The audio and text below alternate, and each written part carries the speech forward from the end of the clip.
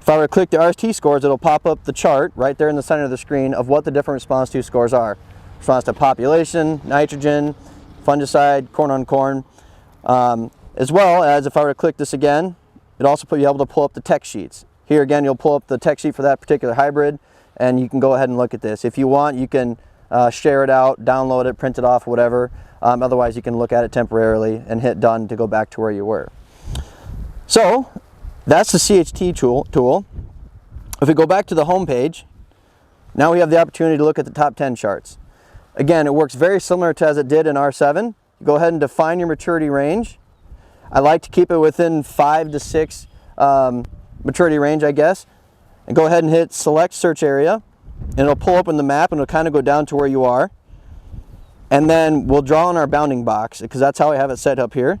So I'll hit the square, and I'll just click and drag over the area, and then right click this done check mark. Now once we bring it in there, it should highlight the area where we're standing, and then we'll go ahead and click view top 10. Now this here will pull in all the top 10 hybrids from the answer plots in the search area that I defined. Again, it works just like it does on our 7 tool. You can go ahead and click the different hybrids here as you see across the bottom or across the side, and you can compare them again, click on them to see the response to scores and how they might compare. I picked one that doesn't have a photo. Whatever hybrid it might be. There we go. I can also look at any pictures or text sheets if they come in there as well, and see how they perform across whether the coarse soils, the fine soils, or whatnot. So again, it works very similar to it does online, but you can go ahead and interact with this as well. And if you need to add a hybrid to compare it, go ahead and hit this plus, and you can search for the different products that are within that maturity range. So that is how you use the Seller mobile app to look at the different response to scores inside of the Seller mobile app. So that's today's tech topic. That's a wrap on our first video of the 4 of this spring that we're going to do. You know, as we take a look at the part that I talked about, the emergence piece, make sure you guys are going out there and rating those fields, you know, good, better, and best, to really identify what fields we're going to go after and pour the coals to this season. Also, make sure you're checking and scouting those fields for your herbicides breaking a little bit earlier, and pay attention to the adjuvant recommendations. With the drier weather, we may need to add some more adjuvants. Finally, make sure you're looking at the response to scores on some of these hybrids. And after this video is sent out, you will receive a survey on the same platform here that you can fill out to get your CCA credits. Looking forward to you next week. And by the way, after this, continue watching. We have some bloopers for you. Welcome to Jessup on this beautiful sunny day. Hey, what the heck? Good Lord, Adam. Man, it's hard to find good help. Oops. All right. We're recording. All right, let's go. Good Lord, Adam. Walk much? No. Oops. Good. Well, that's a wrap on our first of the 4 videos that we're doing this spring. You know, as we take a wrap and look at Jesus Christ, Andy. That's a wrap. All right. Go ahead. It was already recording. Alrighty, well that puts a wrap on what we talked about today. Just keep in mind as you going out and reading those stands, the importance of reading it for the rest of the season as we go on. You're a little shorter than I thought you would be. Sorry.